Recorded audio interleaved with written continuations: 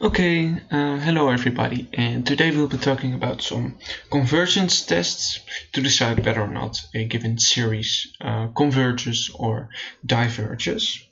So a series looks like this. We've got a sum going from n equals 1 up to infinity of a sub n, and we have that a sub n will be a real number.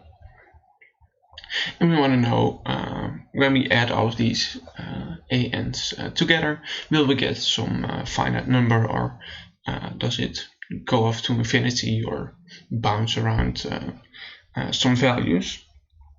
And if it goes to a certain real number, then we say that it converges to that number.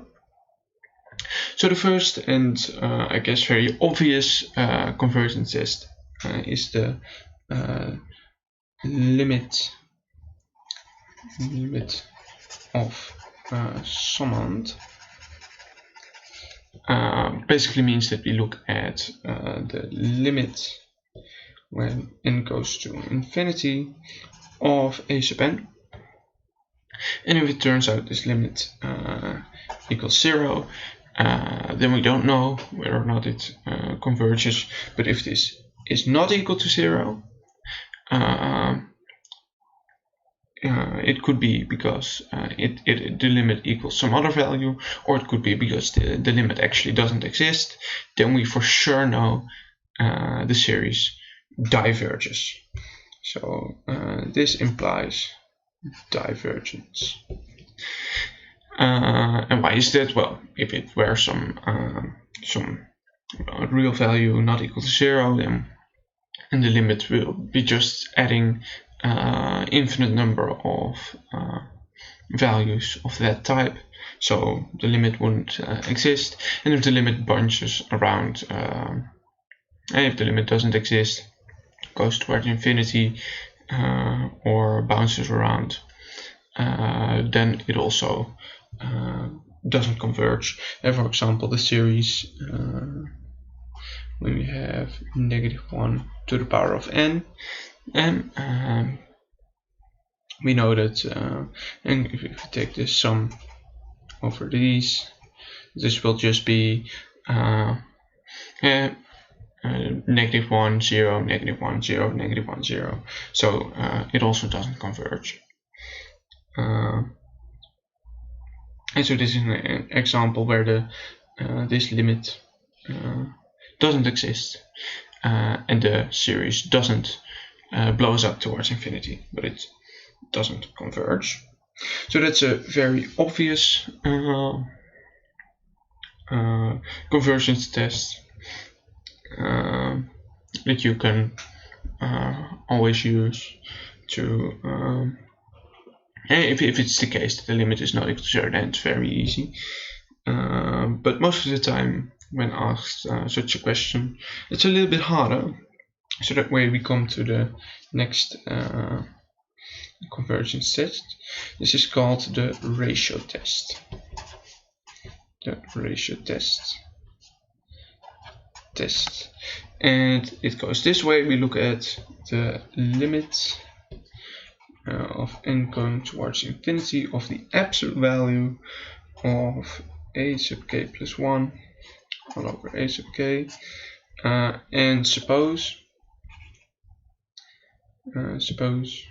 that this limit is equal to r. Then we know that if r is bigger than 1, it diverges. If r is less than 1, it converges. If r is equal to 1, well, then we don't know. So it could be the case that this limit doesn't exist. And what we do then is we can replace this with the lim sup. And if the lim sup would be less than 1, it also converges. And we could replace it with the lim inf. If that's bigger than 1, then it diverges.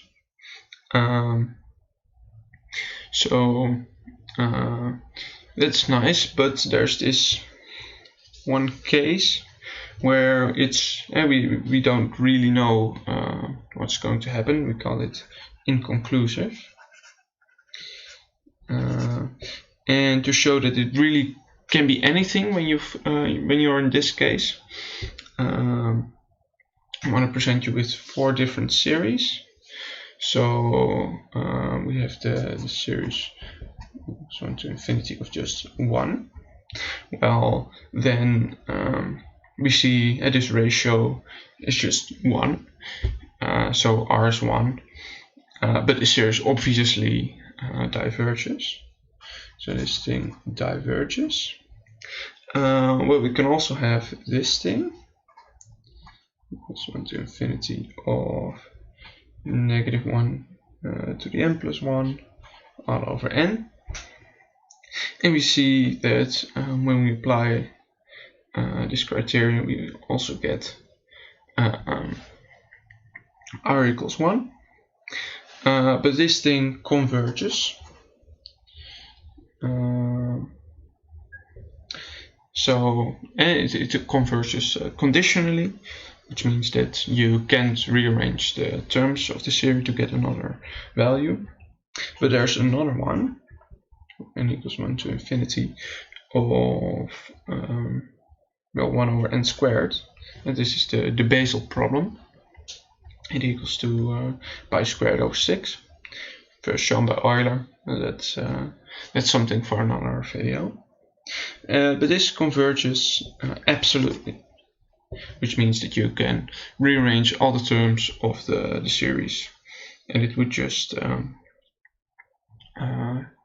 be the same value.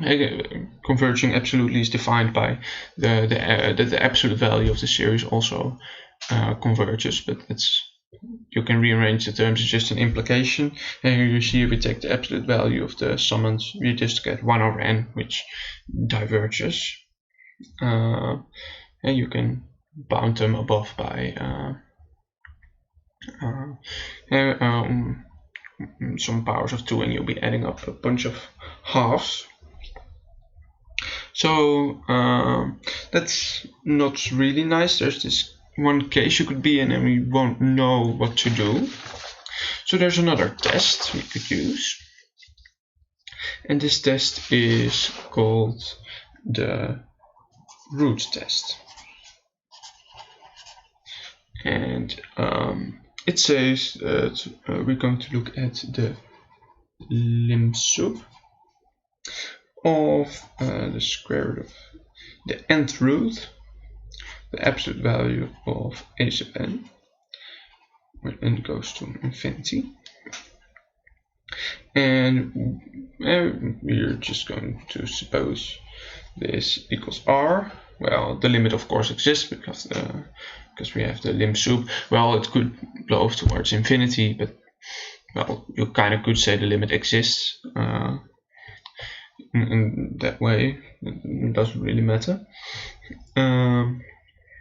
So we got the same. So if r turns out to be greater than 1, the series for sure diverges.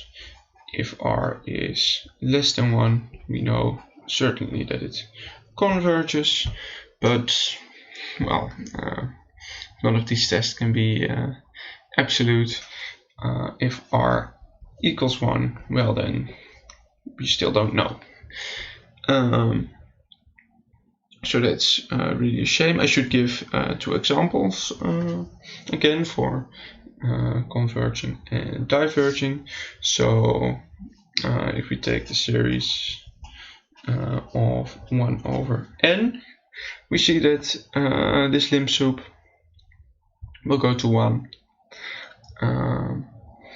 and as n this thing diverges, and we've got the basal problem again, 1 over n squared, and this really we still get 1, but this converges.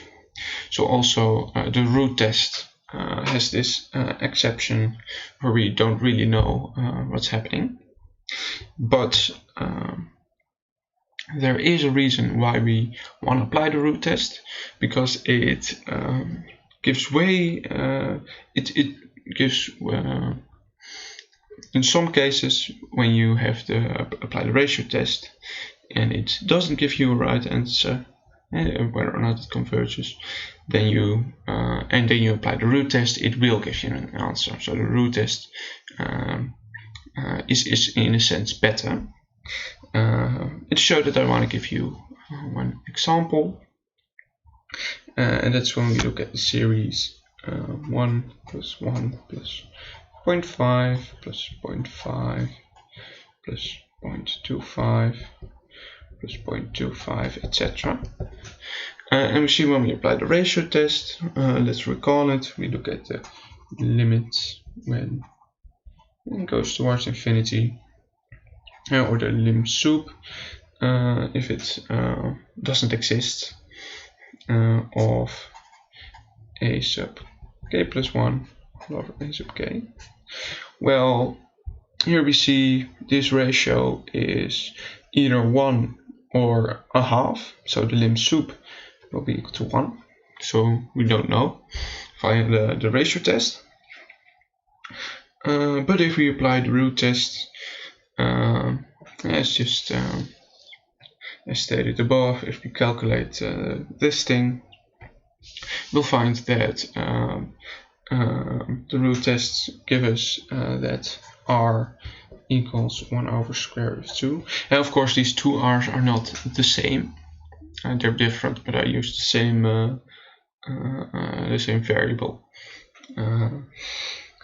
So that might be a little bit confusing, but this is the r from the root test.